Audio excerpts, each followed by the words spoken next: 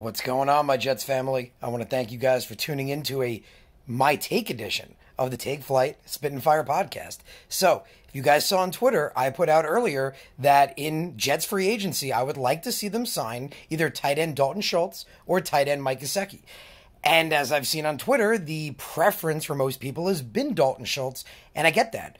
He had a great season, a fantastic season. He was one of the better tight ends, arguably one of the best tight ends this season.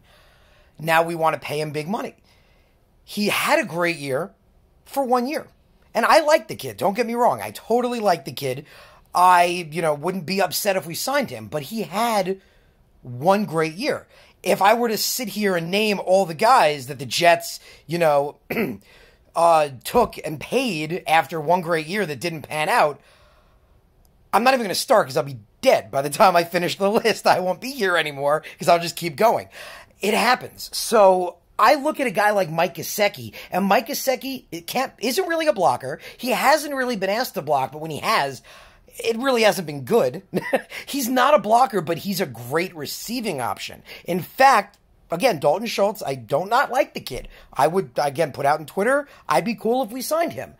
But I lean a little toward Mike Gesicki because, again, he's been one of the better receiving tight ends in the NFL the last couple of years. Consistently since being in the NFL, he's been one of the better receiving tight ends in the NFL. And Zach needs weapons. As we saw, if you guys didn't see my take from Monday, I talked about how in the Super Bowl we saw that it's all about the passing offense, and we know that. We know it's all about the passing offense. We've seen that for years, but that was in action. You need receiving options for the young quarterback. Elijah Moore is one. Hopefully Corey Davis can be another.